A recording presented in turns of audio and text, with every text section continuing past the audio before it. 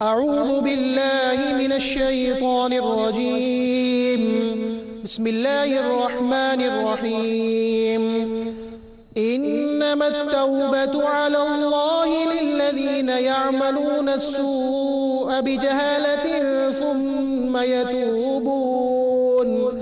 ثم يتوبون من قريب فأولئك يتوب الله عليهم وكان الله عليما حكيما. وليست التوبة للذين يعملون السيئات حتى إذا حضر أحدهم الموت قال إني تبت الآن ولا الذين يموتون وهم كفار أولئك أعتدنا لهم عذابا أليما. يا أيها الذين آمنوا لا يحل لكم أن ترثوا النساء كرها ولا تعضلوهن لتذهبوا ببعض ما آتيتموهن إلا أن يأتين بفاحشة مبينة وعاشروهن بالمعروف فإن كرهتموهن فعسى أن تكرهوا شيئا ويجعل الله فيه خيرا كثيرا. صدق الله العظيم. الحمد لله رب العالمين والصلاة والسلام على سيد الأنبياء والمرسلين أما بعد. أعوذ بالله من الشيطان الرجيم. بسم الله الرحمن الرحيم. إنما التوبة على الله للذين يعملون السوء بجهالة ثم يتوبون من قريب فأولئك يتوب الله عليهم وكان الله عليما حكيما. صدق الله العظيم. اللهم صل على محمد وعلى آل محمد وبارك وسلم. رب اشرح لي صدري ويسر لي أمري واحلل عقدة من لساني يفقهوا قولي واجعل لي وزيرا من أهلي آمین یا رب العالمین.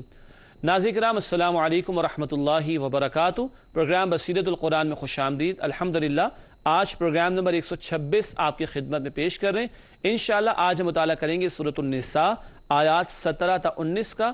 انہی آیات کی تلاوت کے ذریعے الحمدللہ قاری سلمان صاحب نے پروگرام کا باقاعدہ آغاز بھی فرما دیا ہے. روزانہ کی طرح آج بھی ہمارے نوجوان ساتھی اسٹوڈیوز میں ہمارے ساتھ موجود ہیں. قرآن اکیڈمی کراچی میں تعلیم بھی حاصل کر رہے ہیں. آئیے انہیں خوش آمدید کہیں. السلام علیکم ورحمۃ اللہ وبرکاتہ. وعلیکم السلام ورحمۃ اللہ وبرکاتہ. خیریت سے؟ الحمدللہ. ماشاءاللہ. ناظرین کرام ہم سب کی ترغیب تشویق اور یاد دہانی اور موٹیویشن کے لیے ایک مبارک فرمان نبی اکرم صلی اللہ علیہ وسلم کا آئیے سمجھتے ہیں. آئیے قرآن سیکھیں. فرمان نبوی صلی اللہ علیہ وسلم. محافل قرآنی پر ہونے والی دوسری برکت یہ ہے کہ اللہ کی رحمت انہیں ڈھانپ لیتی ہے. صحیح مسلم کی روایت ہے قرآن کے سیکھنے سکھانے والے جہاں جمع ہوں انہیں اللہ کی رحمت ڈھانپ لیتی ہے. پچھلے پروگرام میں اس حدیث کا پہلا حصہ تھا فرشتے گھیر لیتے ہیں گواہ بنتے ہیں. آج کیا ہے؟ اللہ کی رحمت انہیں ڈھانپ لیتی ہے. اللہ تعالی ہم سب کو اس مبارک محفل کے طفیل اپنی رحمتوں کا مستحق بننے کی توفیق عطا فرمائے. آمین. ناظرین کرام بات کو آگے بڑھاتے ہیں اور آج کی زیر مطالعہ آیات کا ترجمہ سمجھتے ہیں. سورۃ النساء آیات 17 تا 19 کا آج ہم مطالعہ کر رہے ہیں. ارشاد ہوا بے شک توبہ قبول کرنا اللہ نے اپنے ذمے لیا ہے ان کے لیے جو کوئی گناہ کر بیٹھے نہ سمجھی میں پھر توبہ کر لیں جلد ہی. پس یہ وہ ہیں کہ اللہ نظر کرم فرماتا ہے ان پر اور اللہ سب کچھ جاننے والا کمال حکمت والا ہے. اور توبہ کا قبول کیا جانا نہیں ہے ان کے لیے جو برائیاں کرتے رہتے ہیں یہاں تک کہ جب ان میں سے کسی ایک کو آ جائے موت اس وقت وہ کہے کہ میں اب توبہ کرتا ہوں. اور نہ ہی ان کی توبہ قبول ہوتی ہے جو مرتے ہیں اس حال میں کہ وہ کافر ہوں. یہ وہ ہیں جن کے لیے ہم نے دردناک عذاب تیار کر رکھا ہے. اے ایمان والو تمہارے لیے حلال نہیں ہے کہ تم عورتوں کے وارث بن جاؤ زبردستی اور نہ ہی انہیں روکے رکھو تاکہ تم لے سکو ان سے اس مہر میں سے جو تم نے انہیں دیا ہے سوائے اس کے کہ وہ کھلی بے حیائی کا ارتکاب کریں اور گزر بسر کرو ان کے ساتھ بھلے طریقے پر، پھر اگر تم انہیں ناپسند کرتے ہو تو ممکن ہے کہ تم کسی چیز کو ناپسند کرتے ہو اور اللہ نے اس میں کوئی بڑی خیر رکھ دی ہو۔ ناظرین کرام، یہ ترجمہ سورۃ النساء آیات 17 تا 19 کا۔ بات کو آگے بڑھاتے ہیں اور ربط آیات کی طرف چلتے ہیں، یعنی گزشتہ آیات جو ہم سمجھ چکے ہیں ان آیات کا آج کی زیر مطالعہ آیات کے ساتھ کیا تعلق ہے، آئیے سمجھتے ہیں ربط آیات میں۔ پہلی بات لکھی ہے ربط آیات میں، گزشتہ آیت میں توبہ کی قبولیت اور اللہ تعالیٰ کی دو صفات کا تذکرہ تھا۔ اللہ توبہ قبول فرمانے والا اور اللہ رحم فرمانے والا ہے۔ پچھلی آیت میں توبہ کا یوں ذکر آیا تھا، اب قبولیت توبہ کی شرائط اور توبہ کے قبول ہونے اور نہ ہونے کی صورتوں کا بیان ہے۔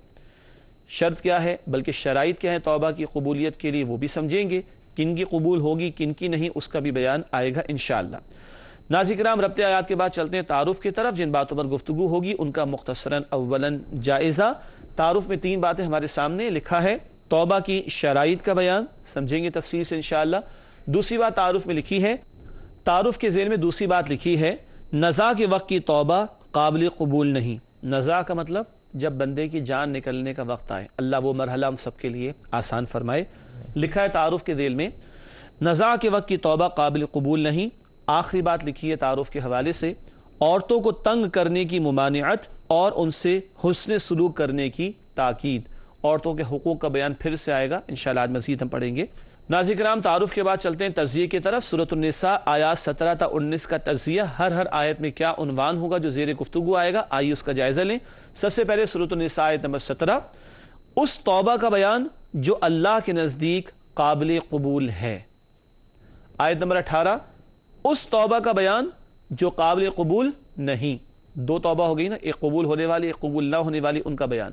آخری آیت ہوگی آج کے مطالعے میں سورۃ النساء آیت نمبر 19، بیویوں کو تنگ کرنے کی ممانعت بلکہ ان سے حسن سلوک کا حکم ہے، سمجھیں گے تفصیل انشاءاللہ تعالی۔ ناظرین کرام، الحمدللہ زیر مطالعہ آیات کا ترجمہ اور ربط آیات، تعارف اور تجزیے کا بیان مکمل ہوا۔ اب چلتے ہیں ان آیات کے ترجمہ و تشریح کی طرف اور ایک ایک آیت پر گفتگو کریں گے انشاءاللہ۔ سب سے پہلے سورۃ النساء آیت نمبر 17 ہے، رب العالمین کی طرف سے ارشاد ہوا، انما التوبۃ علی اللہ للذین یعملون السوء بجہالۃ ثم یتوبون من قریب فاولئک یتوب اللہ علیہم وکان اللہ علیما حکیما۔ سورۃ النساء آیت نمبر 17 ہے، آئیے اس کا ترجمہ کرتے ہیں۔ ارشاد ہوا، بے شک توبہ قبول کرنا اللہ نے اپنے ذمے لیا ہے ان کے لیے جو کوئی گناہ کر بیٹھیں نا سمجھی میں، پھر توبہ کر لیں جلد ہی، پس یہ وہ ہیں کہ اللہ نظر کرم فرماتا ہے ان پر اور اللہ سب کچھ جاننے والا کمال حکمت والا ہے۔ ناظرین کرام، ترجمہ ہوا سورۃ النساء آیت نمبر 17 کا، توبہ کا بیان ہے۔ آئیے اب اس آیت کی تشریح کی طرف چلتے ہیں۔ پہلی بات تشریح میں آپ کے سامنے اسکرین پر موجود ہے، توبہ کے لیے 2 باتوں کی قید لگا دی گئی ہے۔ بہت قیمتی بات، کیسی توبہ ہونی چاہیے، بہت قیمتی 2 باتیں ہیں، آئیے دیکھتے ہیں اس کو۔ پہلی بات، گناہ جہالت یا نادانستہ طور پر سرزد ہوا ہو۔ جہالت کا مطلب علم نہ ہونا، اور نادانستہ غلطی سے ہو جانا، یہ نہیں کہ ڈٹ کر جان بوجھ کے کرنا ہے، نہ گناہ جہالت یا نادانستہ طور پر سرزد ہوا ہو۔ اور دوسری بات کون سی قید لگائی گئی، گناہ گار اپنی غلطی کے احساس پر اللہ تعالیٰ کے حضور فوراً توبہ کر لے، فوراً توبہ کر لے، تاخیر نہ کرے، ڈیلے نہ کرے۔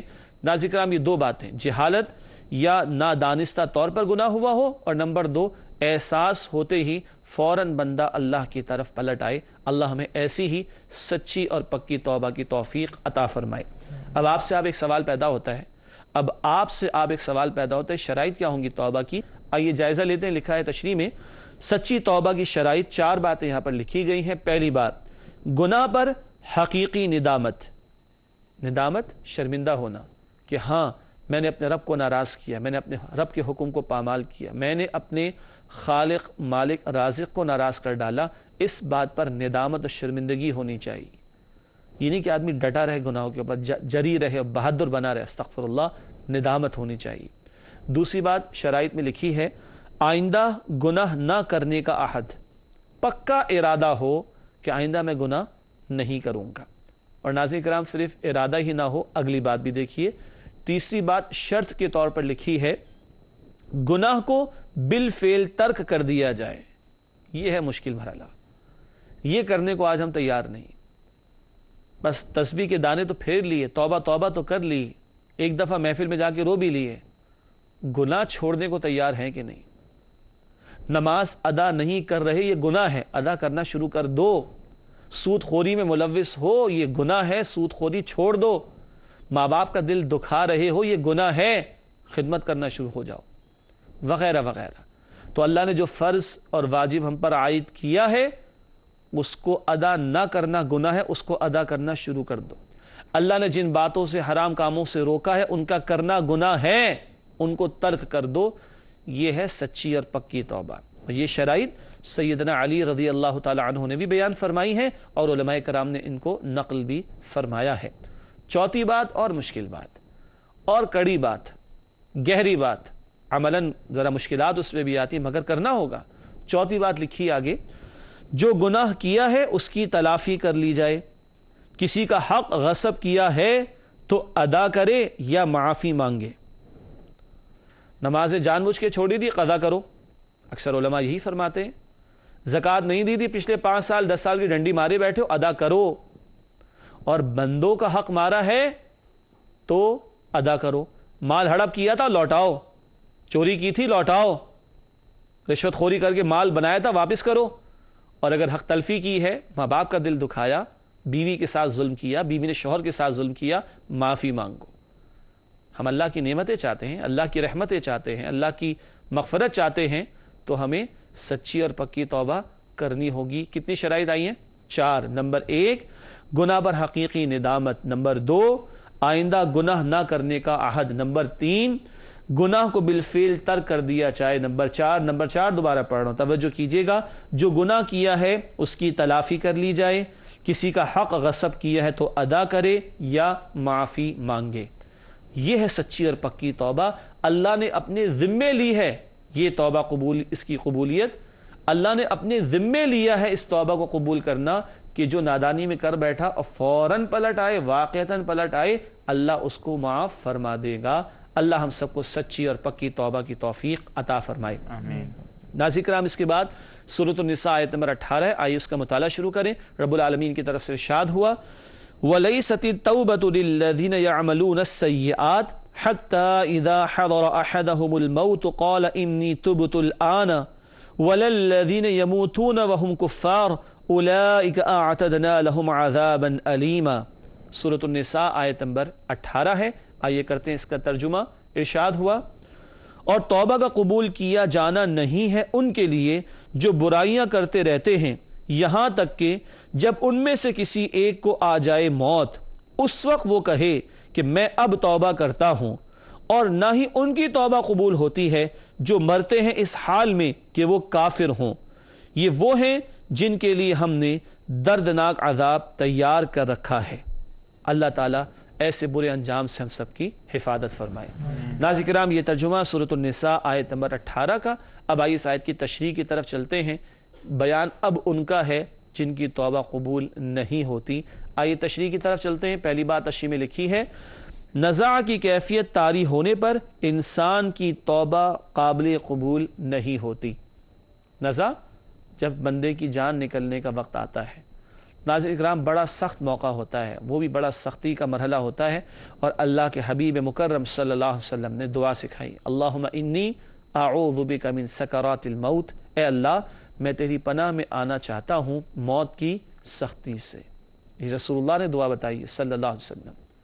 اس وقت اب بندہ اس عالم سے ادھر جا رہا ہے، عالم نزاع کے وقت کی توبہ قبول نہیں ہوتی۔ حدیث میں ذکر آتا ہے، ما لم یغرغر، اللہ بندے کی توبہ قبول فرماتا ہے جب تک کہ موت کا غرغرہ نہ آ جائے۔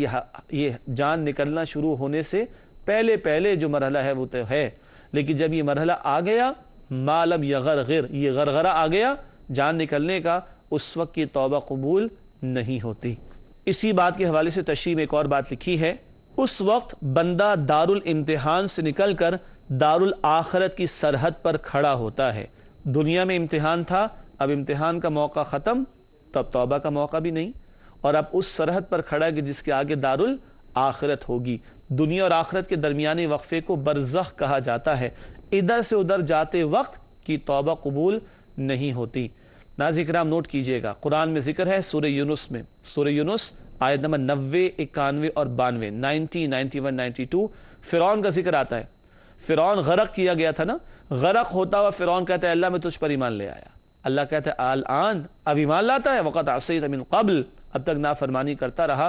اس وقت جب بندہ اس عالم سے اس عالم میں جا رہا ہے، فرعون جیسا خدائی کا دعوے کرنے والا ظالم اور جابر بھی ایمان لا رہا ہے، اس وقت کا ایمان بھی معتبر نہیں، اور اس وقت کی توبہ بھی قابل قبول نہیں۔ آپ کو اور مجھے کس چیز کا انتظار ہے؟ کتنے لوگ ہم میں سے جا چکے ہیں، کتنی ہی اموات ہم اپنی آنکھوں سے دیکھ چکے ہیں، کتنے لوگوں کو ہم نے اپنے ہاتھ سے غسل دیا ہوگا ان کی میت کو، کتنے لوگوں کو ہم نے اپنے ہاتھوں سے دفن کیا ہوگا۔ کس بات کا انتظار ہے؟ غور کیجئے، ایک وقفے کے بعد آپ سے ملاقات ہوتی ہے انشاءاللہ۔ السلام علیکم ورحمۃ اللہ وبرکاتہ۔ ناظرین کرام، پروگرام بصیرت القرآن میں خوش آمدید۔ آج ہم مطالعہ کر رہے ہیں سورۃ النساء آیات 17 تا 19 کا، توبہ کا بیان ہو رہا ہے، اور وقفے سے پہلے اس توبہ کا ذکر تھا جو قبول نہیں ہوتی۔ موت کے آنے سے پہلے، موت کا غرغرہ آنے سے پہلے مہلت ہے۔ اس وقت جب نزاع طاری ہو، اس وقت کی توبہ قبول نہیں ہوتی۔ فرعون جیسے ظالم اور جابر نے بھی اس وقت اللہ کو ماننے کا اقرار کیا، مگر وہ قبول نہ ہوا۔ میں نے عرض کیا تھا، غور کیجئے گا، ہمیں کس قدر انتظار ہے یا کتنا انتظار ہے؟ کیا اس وقت آج ابھی مجھے اور آپ کو موت نہیں آ سکتی؟ کتنا انتظار کریں گے؟ اللہ مجھے اور آپ کو واقعتاً سچی توبہ کی توفیق عطا فرمائے۔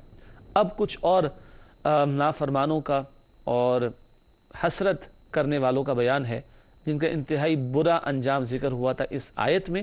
آئیے تشریح میں ان کو سمجھ لیتے ہیں، وہ کون لوگ ہیں۔ لکھا ہے دو طرح کے لوگوں کے لیے دردناک عذاب کی وعید دی گئی ہے۔ وعید ڈراوے کو کہا جاتا ہے۔ نمبر ایک کون ہے؟ وہ مسلمان جس سے ساری عمر گناہ کرتے گزاری اور عین موت کے وقت وہ توبہ کرے، اس کی بھی توبہ قبول نہیں ہوتی۔ ساری زندگی گناہ میں گزار دی، اور جب موت آ رہی ہے، بس وہ جان نکلا چاہتی ہے، اس وقت وہ توبہ کرے تو اس وقت کی توبہ قبول نہیں ہوتی۔ ہم پھر عرض کر رہا ہوں، کتنا انتظار کر رہے ہیں؟ ذرا غور کیجئے۔ دوسری دردناک عذاب کی وعید دوسرے کن لوگوں کے لیے ہے؟ لکھا ہے آگے نمبر 2، وہ جو کافر تھے پھر اسی کفر کی حالت میں مر گئے۔ یہ دو لوگ ہیں، ایک وہ مسلمان ساری عمر گناہ کرتے کرتے گزارے اور عین موت کے وقت توبہ کرے، اس کی توبہ قبول نہیں۔ دو، وہ کافر جو کفر کی حالت پر ہی مر جائے، اس کی بھی توبہ قبول نہیں ہوتی۔ اس برے انجام سے اللہ ہم سب کی حفاظت فرمائے، اور اللہ ہمیں سچی توبہ کرنے کی توفیق عطا فرمائے۔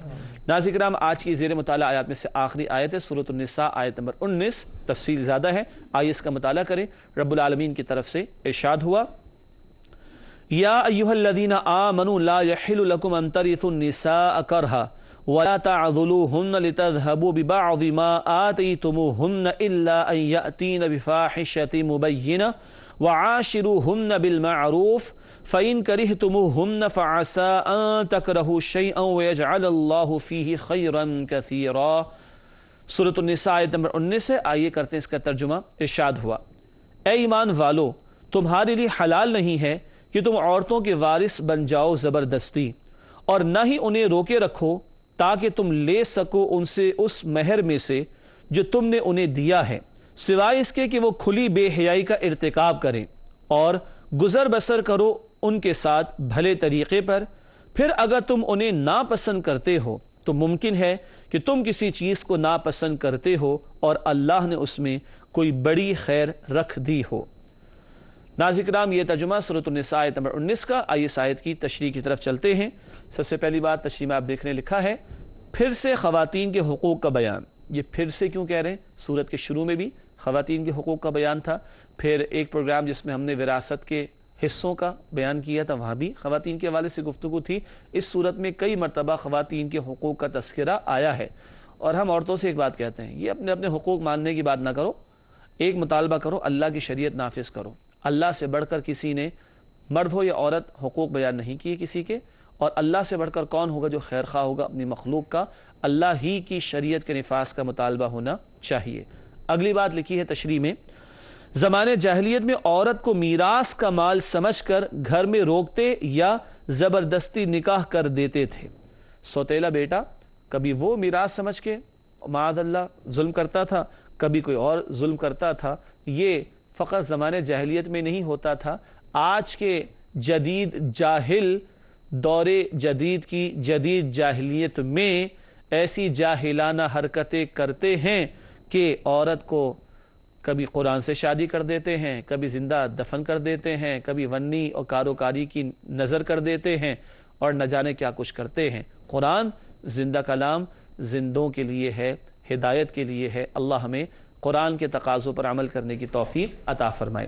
اس کے بعد اگلی بات لکھی ہے تشریح میں، اللہ تعالیٰ نے بیوہ کو آزادی دی ہے کہ جس سے چاہے نکاح کر سکتی ہے۔ یہ جو ہے نا کہ عورتوں کے زبردستی وارث نہ بن جاؤ، نہیں، بیوہ عورت آزاد ہے، یعنی عدت کی مدت مکمل ہو جائے پھر وہ آزاد ہے، جہاں چاہے وہ فری ول سے نکاح کر سکتی ہے۔ اللہ نے اس کو یہ اختیار اور آزادی دی، باقی اس کے شوہر کے گھر والے یا کوئی اور زور زبردستی کریں اس کے ساتھ، یہ جائز قطعاً نہیں بلکہ حرام ہے۔ اگلی بات لکھی ہے تشریح میں، نیز زمانے جاہلیت میں شوہر بیویوں کو مہر چھوڑنے پر مجبور کرتے یا واپسی کا مطالبہ کرتے، اس سے منع کیا گیا۔ پچھلی نشستوں میں ناظرین کرام آپ کے علم ہے کہ مہر کی ادائیگی کا ذکر آ چکا ہے، اور یہ حق ہے بیوی کا، فرض ہے شوہر کے ذمے۔ اب شوہر مجبور کرتا کہ معاف کر دے وہ، یا واپسی کا مطالبہ کرتا، اس سے قرآن نے روکا، اور آج بھی اگر کوئی حرکت کر رہا ہے تو قرآن اس سے روکتا ہے اور حکم دیتا ہے کہ عورتوں کو ان کے حقوق ادا کرو اور ان کا مہر بھی ادا کر دو۔ آگے لکھا ہے، عورتوں کو گھر میں محصور نہیں کیا جائے گا سوائے اس کے کہ وہ بدکاری کی مرتکب ہوں۔ یہ اصل میں ابتدائی حکم تھا، پچھلے نشستوں میں بات آ چکی ہے کہ اگر کوئی بدکاری کی مرتکب ہو تو اس کو گھر میں محصور کیا جائے، لیکن پھر شرعی حد بیان ہو گئی تو یہ حکم منسوخ مانا جائے گا۔ چنانچہ آگے لکھا ہے، حد زنا کے بعد حکم منسوخ ہو گیا ہے۔ حد زنا کے بعد حکم منسوخ ہو گیا ہے۔ وہ گھر میں روکے رکھنے والا معاملہ، وہ جیسے گزشتہ نشست میں بھی بات آ چکی ہے، وہ حکم منسوخ ہے، اور زنا کی شرعی حد مقرر ہو گئی جو ہم پڑھ چکے ہیں۔ غیر شادی شدہ مرد یا عورت زنا کا ارتکاب کرے تو سورہ نور آیت نمبر 200 کوڑوں کی سزا، اور اگر شادی شدہ مرد یا عورت زنا کا ارتکاب کرے تو رجم کی سزا ہے، جو کہ سنت رسول صلی اللہ علیہ وسلم سے بھی ثابت ہے۔ آگے لکھا ہے، بیویوں کے ساتھ حسن سلوک کی مزید تاکید کی گئی ہے۔ قرآن نے یہ حکم دیا، ناظرین کرام توجہ کیجئے، مردوں سے میرا خطاب ہے۔ یہ تو ہمارے نوجوان ساتھیاں بھی تعلیمی مراحل سے گزر رہے ہیں، مردوں سے خطاب ہے، وَعَاشِرُهُنَّ بِالْمَعْرُوفِ، اللہ حکم دے رہا ہے اپنی بیویوں سے حسن سلوک کرنا، ٹھیک ہے؟ اور آج اگر گڑبڑ کر رہے تو بیوی بیچاری کیا کر لے گی؟ مرد اپنے آپ کو بڑا طاقتور سمجھتا ہے، تو اس طاقتور مرد کو سمجھنا چاہیے سب سے بڑھ کر طاقت اللہ کے پاس ہے، اس نے حکم دیا ہے، وَعَاشِرُهُنَّ بِالْمَعْرُوفِ، اپنی بیویوں کے ساتھ حسن سلوک کرنا۔ یہ لکھا ہے تشریح میں بھی، بیویوں کے ساتھ حسن سلوک کی مزید تاکید کی گئی۔ ایک اور اہم بات آئی، آپ صرف سمجھ لیجئے، لیکن بہرحال جن سے متعلق غور کریں کہ اگر کوئی ایک بات پسند نہیں آتی تو کسی دوسری بات کو تلاش کرو، پسند آ ہی جائے گی۔ یہ ٹھک کر کے طلاق دے دینا اور گھروں کو برباد کر دینا، یہ بہت ہی گھناؤنا جرم ہے۔ آئیے تشریح کا نقطہ سمجھ لیتے ہیں۔ لکھا ہے، بیوی کی کوئی بات ناپسند ہو تو جلد بازی میں طلاق نہ دی جائے، ہو سکتا ہے اللہ اسی میں سے خیر پیدا فرما دے۔ وہ کوئی کہتا ہے جی اس کو کھانا پکانا نہیں آتا، وہ اللہ کے بندے سیکھ لے گی وہ، ٹھیک ہے؟ میں ناظرین کو ہی خطاب کر لیتا ہوں، ٹھیک ہے؟ آپ ابھی اس مرحلے پر آئیں گے انشاءاللہ تعالی۔ جی ناظرین کرام، وہ کھانا پکانا نہیں آتا، وہ بھائی سیکھ لے گی اللہ کے بندے۔ تم یہ تلاش کر لو نا اس کی ادا، اس بیوی نے اپنی ماں کو، اپنے باپ کو، اپنی بہن کو، اپنے بھائی کو، سارے گھر کو، گھر کے آرام کو چھوڑ کر اپنے آپ کو تمہارے حوالے کر دیا۔ یہ ادا کافی نہیں ہے، یہ اس کی قربانی کافی نہیں جس پر نگاہ رکھی جائے۔ اور جب مردوں کو ہم یہ سمجھاتے ہیں، مرد کہتے ہیں جی عورتیں تو بڑی جری ہو جائیں گی، تو عورتوں کو بھی سمجھائے دیتے ہیں، وہ مرد جو کماتا ہے اکثر تم پر لگاتا ہے بیوی پر، یہ ایک ادا کافی نہیں ہے اس کو دیکھنے کے لیے۔ اور عورتوں کو کیا کہا گیا وہ آگے تفصیلات آئیں گی اسی سورہ نساء میں، آیت نمبر 34 میں تفصیل مزید بیان ہو جائے گی انشاءاللہ۔ بہرحال حکم دیا گیا ہے، اگر ایک ادا پسند نہیں آ رہی تو تلاش کرو کہ دوسری ادا پسند آ جائے گی، اللہ اسی میں خیر پیدا فرما دے گا۔ ناظرین کرام نوٹ کیجئے گا، بہت قیمتی ہدایت شوہروں کے لیے ایک حدیث میں ارشاد نبوی صلی اللہ علیہ وسلم ہے، تم میں سے بہتر وہ لوگ ہیں جو اپنی بیویوں کے حق میں بہتر ہیں. یہ صحیح بخاری کی روایت ہے. تم میں سے بہترین وہ ہیں جو اپنی بیویوں کے حق میں بہتر ہیں. اور اس حدیث میں آپ صلی اللہ علیہ وسلم نے فرمایا وَأَنَا خَيْرُكُمْ لِأَهْلِي, میں تم میں سب سے بڑھ کر اپنے گھر والوں کے ساتھ بہترین سلوک کرنے والا ہوں. اللہ کے رسول اپنے گھر والوں کے ساتھ سب سے بڑھ کر بہترین سلوک فرماتے. ہم کیا کر رہے ہیں یہ ہمیں سوچنا چاہیے. ناظرین کرام الحمدللہ آج کی زیر مطالعہ آیات سورہ نساء آیات 17 تا 19 کا مطالعہ مکمل ہوا. اب وقت ہے پروگرام کی ترتیب کے مطابق ہمارے نوجوان ساتھیوں کے لیے ان کے سوالات کے لیے. آئیے ان سے معلوم کرتے ہیں وہ ہم سے کیا پوچھنا چاہتے ہیں. جی علی, آپ کا سوال کیا ہے؟ میرا سوال یہ کہ توبہ کی بات آئی تھی تو اس میں یہ ذکر کر دیں کہ آج ایک کانسیپٹ ایک ہے کہ اللہ سبحانہ تعالیٰ بہت غفور و رحیم ہے اور ایک ماں سے بھی زیادہ محبت کرنے والے ہیں, تو اللہ سبحانہ تعالیٰ توبہ نہ بھی کریں تب بھی ہمیں معاف کر دے گا.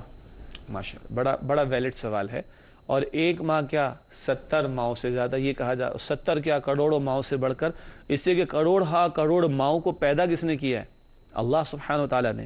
ناظرین کرام بڑا اہم سوال ہے کہ ایک تصور یہ بھی ہے کہ توبہ کی ضرورت ہی نہیں, اللہ تو رحمان ہے, اللہ تو رحیم ہے, اللہ تو عفو ہے, اللہ تو کریم ہے, اللہ تو غفار ہے, تو اللہ تو معاف کر دے گا.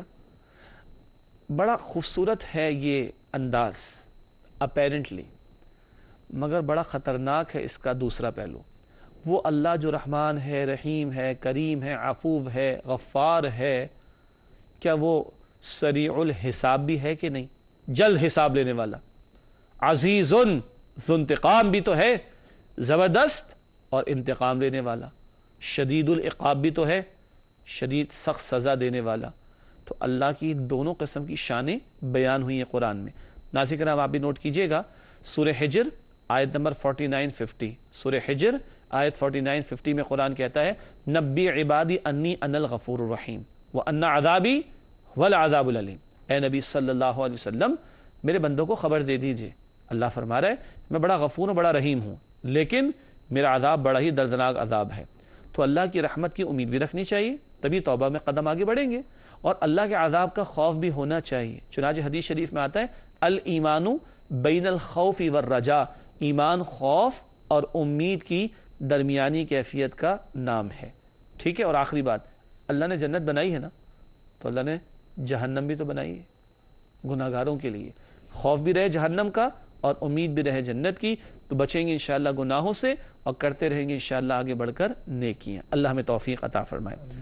اگلا سوال کیا ہے مجھے؟ میرا سوال یہ ہے کہ کچھ لوگ جو ہے توبہ اس لیے نہیں کرتے کیونکہ ڈرتے ہیں وہ کہ واپس جو ہے اسی گناہ میں وہ ملوث ہو جائیں گے, تو جو ہے اب اس میں کیا کیا جائے؟ کیا کیا جائے؟ سوال آپ کا ہے یا لوگوں کا ہے؟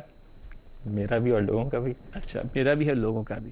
جی ناظرین کرام بڑا مشہور سوال ہے کہ جی کیا کریں, اب توبہ کر لیں گے پھر گناہ ہو جائے گا, تو ہم نہیں کر رہے توبہ ہے جی, کیونکہ دوبارہ ہو جائے گا اس لیے ہم توبہ نہیں کر رہے.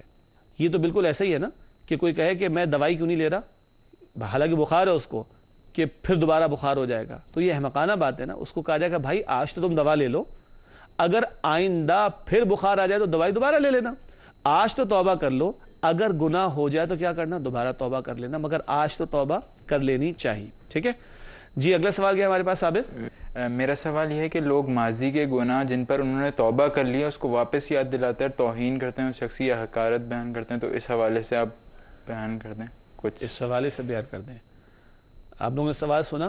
ناظرین کرام یہ بڑا سیریس کیس ہے.